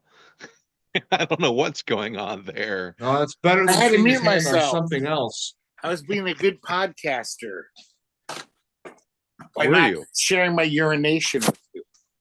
Thank God. Thanks for that. We don't have to watch the Elephant Man again. Okay, can I say this, guys? This is what I think. Angriest dog in the world. I I think it's actually shit. have to. Well, I have to go take a restroom break myself now. It's my turn, so I'm Okay. going to take off my video for now. Okay, There we go. I'll I'll say be this, listening. that no matter how weird David Lynch gets in all of his movies, Mulholland Drive, there's so much weird shit in there that doesn't even make sense. It's one of my favorite movies of all time, but it's always entertaining. It's always just like, I don't know what's going on, but this is fascinating, and these characters are amazing, or whatever it is in the scene that's amazing. There's always a point of interest. Angriest Dog in the World is just like avant-garde to me. Yeah, I totally get what you're saying. But David Lynch is so avant-garde, his movies, and yet he also always makes it entertaining and like engaging. It's like, like Mulholland Drive, I still don't quite understand that movie. It's one of my favorite movies of all time. There's scenes in that movie that hit me so hard emotionally where I'm just like, I don't know what David Lynch is doing. But like, for example, the scene where the two women are watching that woman sing Llorando, which is crying by Roy Orbison in Spanish. Llorando, oh, por tu. And it is the most romantic, beautiful love scene I've ever seen, where they're just looking at each other and they realize that they're in love. They're not just pals. And it is like wrenching. I don't really understand what's going on. It's like, why are they in this theater and they're almost crying with their emotion? Right, but I think at the heart of this is, and I would agree with this, is that David Lynch is a genius in one art form and not in another. And a lot of times I think creative people think they can extend themselves into, art forms that aren't their specialty. Like, the great guitar player decides he can sing, or the singer who plays the guitar, or whatever. Or Lauren Green thinking he could make an album. Right. But what I can respect from those cartoons, which I would probably read two and never read another one again. Yeah. But I would only read two because they were from David Lynch. So you're right. Yeah. But it's 100% David Lynch. It's just he's not supposed to be doing strip cartoons. That's just not his thing. To be honest, I think he'd make a great comic if he actually applied himself. If he took one of his screenplays, and I mean, that drawing of Angriest Dog is quite funny. I love that drawing. I would love to actually see him draw a comic strip, but he doesn't. That strip is just one drawing for, I think it lasted 2 years. You just got to see that one drawing over and over. Well, I mean, given that the copyright was 1990, it lasted for 9 years, Greg. Right. What? Well, and also it was 1990. Years. So he was a name. David Lynch was a name. So he didn't really have to try that hard. No. Now it's my Yeah, turn but to go to again, I'll have to say this because I didn't know David Lynch had anything to do with it. So I just liked it in and of itself. Wow. I didn't know he had anything to do with it till tonight when I looked it up. That's crazy. Yeah. So, I mean, the fact is that there's something different about it that has caused us 30 years later to talk about it. So obviously, I love the fact that it exists, like such a weird thing. I mean, you and I had a similar conversation before Lynch even died, so we can't even say it's got something to do with his death. Yeah. Like we had conversations about this comic, so it does something. It sparks the imagination in a certain way. It obviously caused yours to cause a dumpster fire in your own head.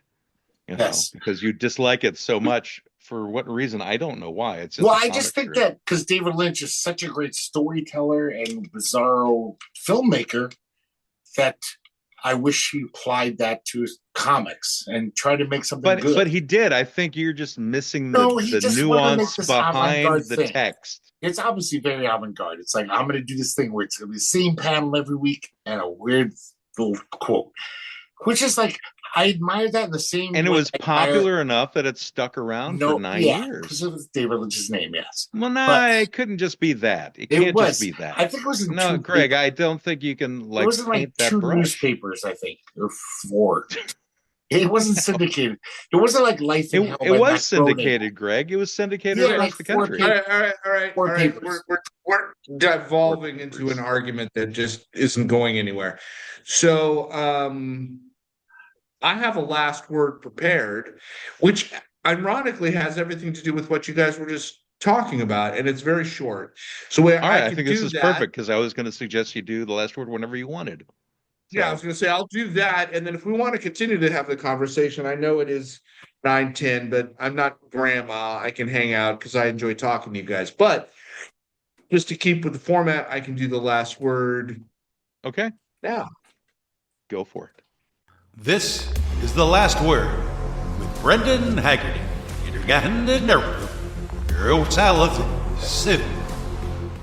My last word is this. Given that we've had multiple conversations about David Lynch, some of the great stuff that he did, some of the stuff that we could disagree on, like Angriest Dog, but there's something about David Lynch, and Matt mentioned this, which made me think of this, that sticks with us always, which is we'll always remember it. Even if you hated the angriest dog in the world, or you thought that his Dune was absolutely a horror show relative to the books, or you loved Twin Peaks and you're like a complete cultist about it. Whatever that is, it brings me back to Charles Bukowski, and I'm going to quote him, and he said this: "Great writers are indecent people. They live unfairly, saving the best part for paper.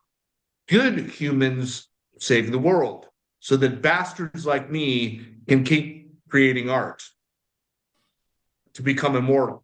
If you read this after I am dead, it means I made it." Charles Bukowski. So I think that's kind of the David Lynch piece here, is that the fact that we'll probably be talking about David Lynch well past any of our lives, that young people will still be talking about him as a filmmaker, as an artist, as a creative. He made it, you know? That's the most important thing. I really honestly think David Lynch will be immortal. Yeah. And so shall we with this podcast. By the way, we did have somebody commenting in chat, and I hadn't been paying attention to it. So this is from someone named Kesia Olney. And you met this girl, dude. I know that. She came to Firkins. We sang B-52s. This is one of the girlfriends. Yes. Oh. All right. Well, there's 3 different comments here. Yeah, 3 different comments. Matt has been abducted was the first one, so I don't know when that happened. And then Beverly Hills 90210 was the shit back then. I don't know what that's referring to. And then you mean Northern Nevada, Brendan. And so that, again, I don't know what that's referring to either, because I don't know when these comments were made, because I wasn't paying attention. Yeah, I was going to say they probably were relative to whatever dipshit conversation we were having. Imagine the Beverly Hills things, because we were talking about Twin Peaks, what a phenomenon it was. And like, yeah, that was the normal TV at the time that was popular. Beverly Hills. Oh, right. And then Twin Peaks comes out, and it's like, mind blowing. I at least tried to watch Twin Peaks. I never tried to watch Beverly Hills 90210. I did. I would recommend it. It's terrible. Yeah. It never was like on my radar or something that I had to get into. Now, but again, Twin Peaks, I had an interest because David Lynch was associated with it. And, again, I liked Blue Velvet. I liked Dune. I just couldn't get into Twin Peaks. Yeah. The thing about Twin Peaks is the first couple episodes are just sort of slow. It's a very slow burn. And they start kind off of expository, right? Yeah, and it feels like this sort of like true crime thing, but even that was an unusual format for back then in terms of TV. But then it gets into this cosmic horror thing that you're not expecting at all. Can I say one thing about David Lynch is that he could tap into nightmarish visions where he does things that are terrifying. I don't even understand why. In Mulholland Drive, there's a scene in the very beginning where a character's saying, I have these dreams about this guy. He's kind of like a crazy hobo, weird character. And he goes out to a dumpster. For some reason, he has to throw something away. I don't know why he goes outside. And the guy is just sitting there. And it just is kind of like a hobo. It's not like a alien, like a xenomorph. Not the most terrifying creature you've ever seen. And the way he films it is the most terrifying thing you've ever seen. Like Bob. Remember in Twin Peaks? Bob sitting behind the chair, looking at Laura Palmer's mother.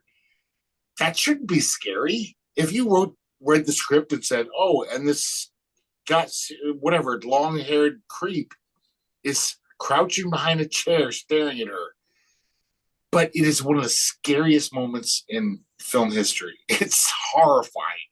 So somehow he can do this, where it's like, I don't even know why is this scary. It shouldn't be. So he has some things like that where he's tapping into almost our like unconsciousness. We're like, that doesn't even make sense, but he pulls it off. Right. That's true. Like the love scene, the scene I was talking about, Mulholland Drive. It's like, this is to me the most romantic love scene I've ever seen. I don't even think they kiss.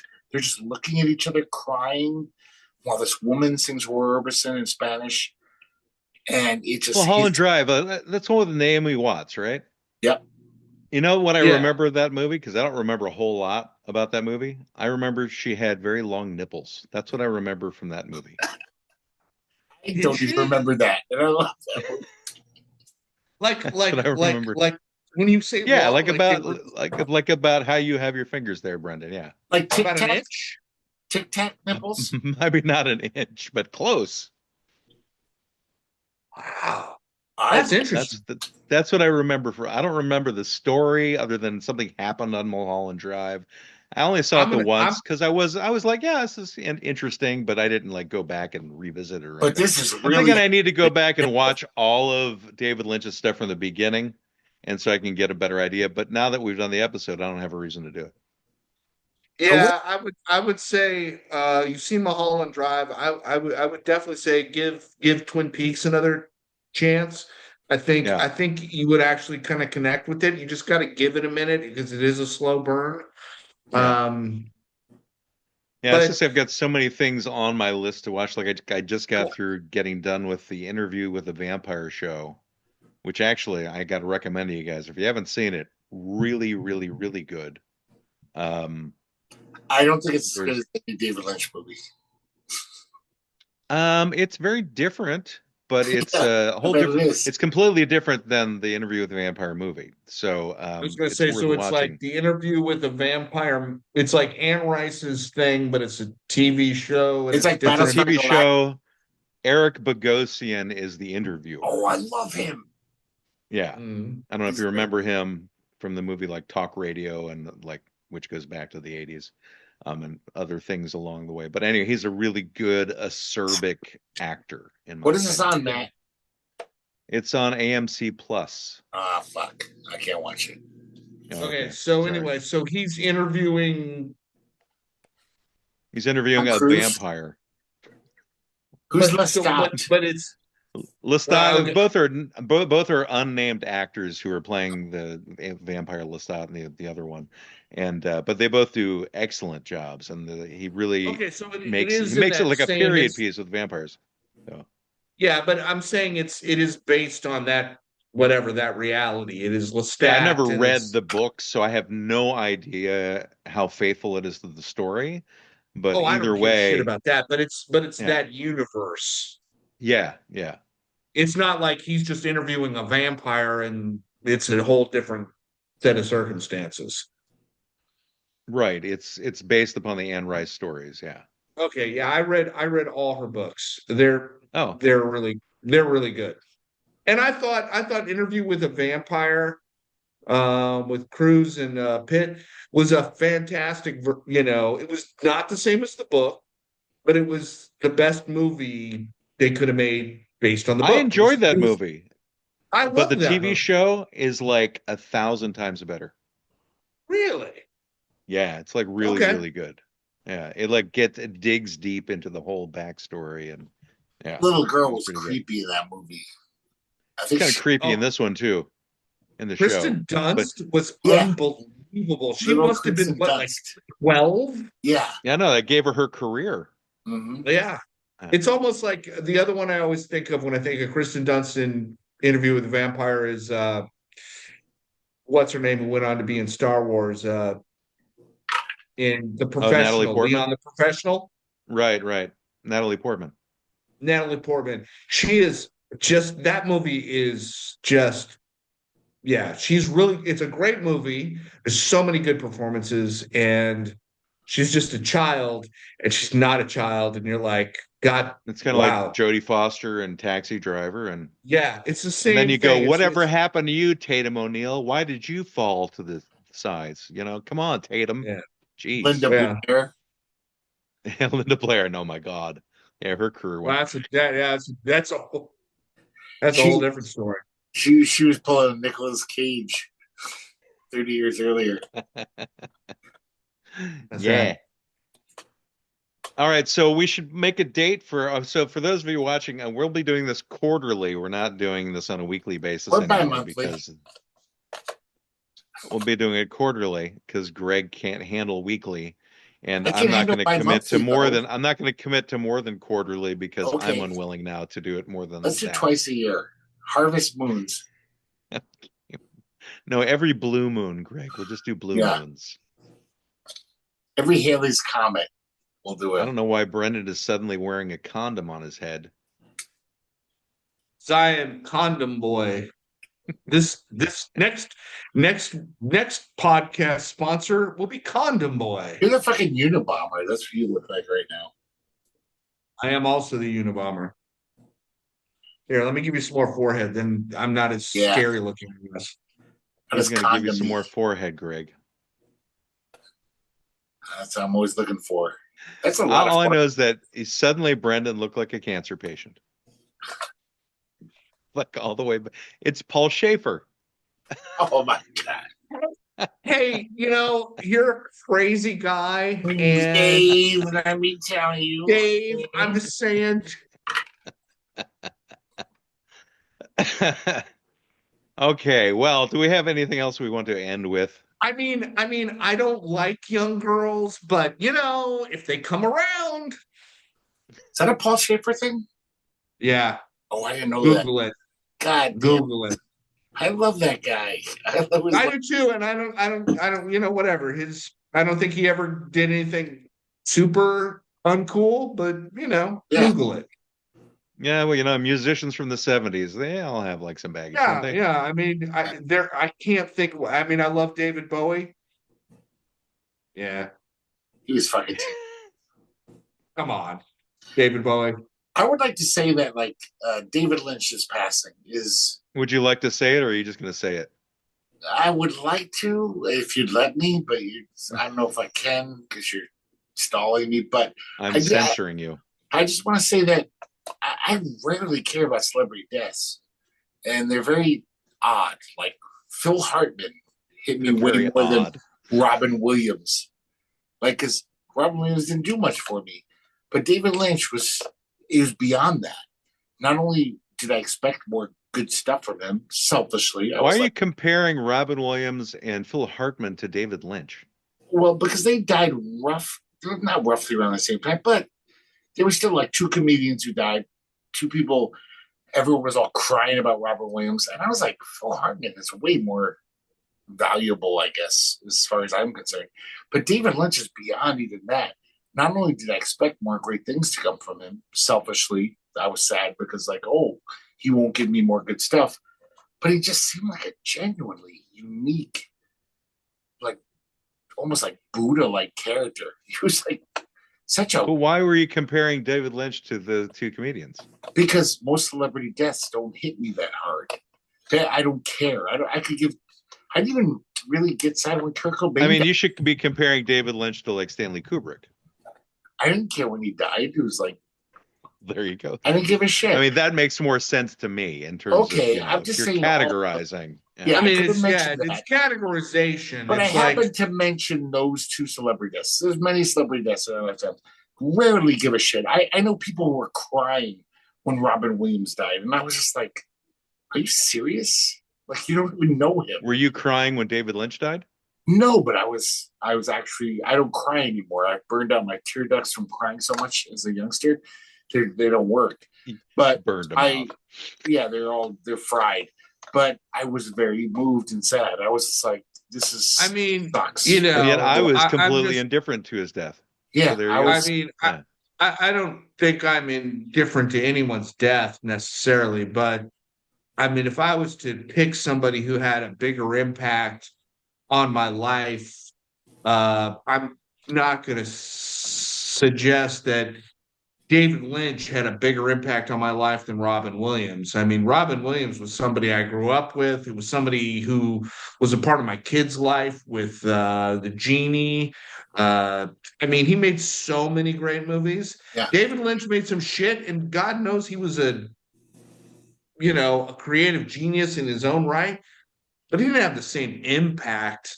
So I feel like I was more fucked off by Robin Williams dying than for me.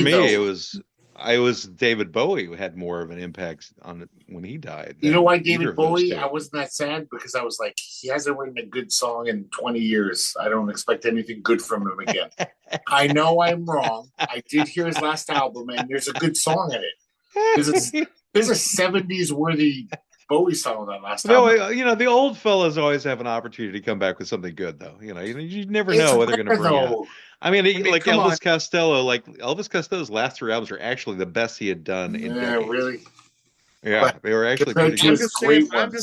I'm just saying Robin Williams making another great movie versus David Bowie putting out another good album. I'm going to put money on Robin Williams making a good movie and David Bowie reinventing himself. I don't know. Robin Williams' last few movies were kind of crap, man. I don't think Robin Williams ever made a great movie. Sorry.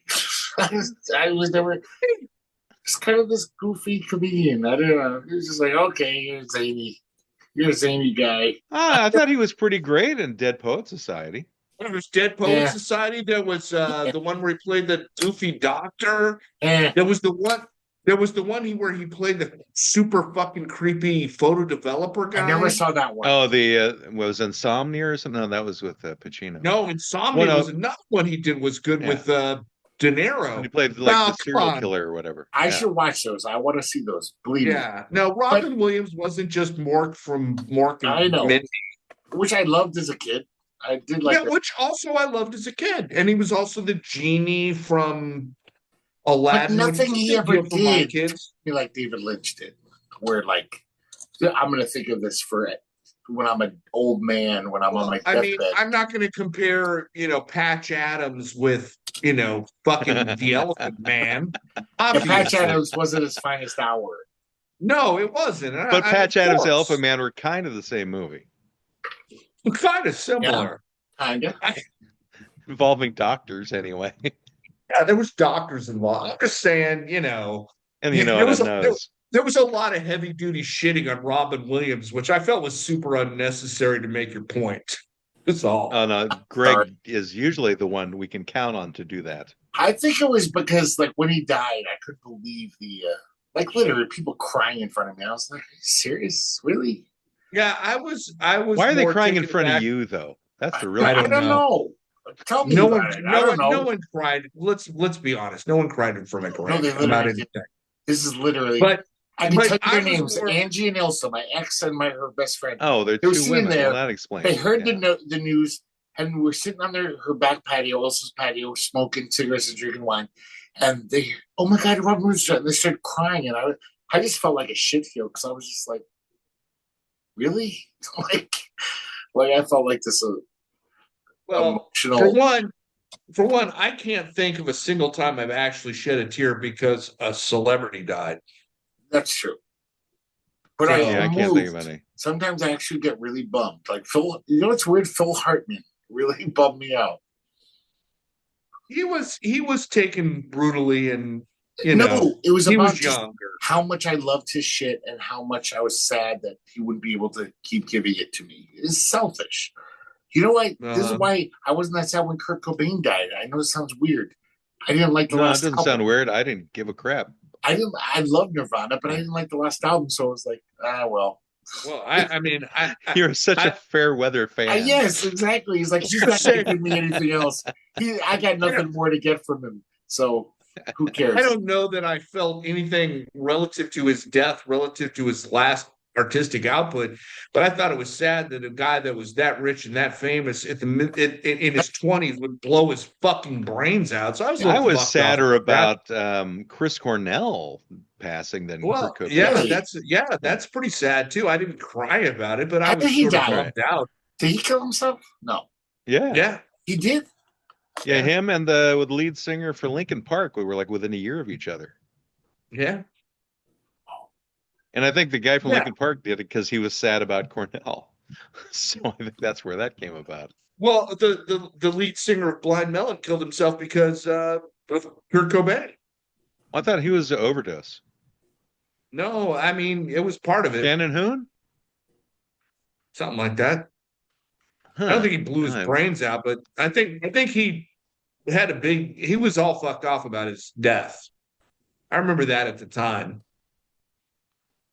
And he died he overdosed or whatever not much longer after that. I mean, that was the day the music died, when the Blind Melon guy died, I think. The Blind Melon guy died from a cocaine overdose. Yeah, that was the day the music died. It was a great loss.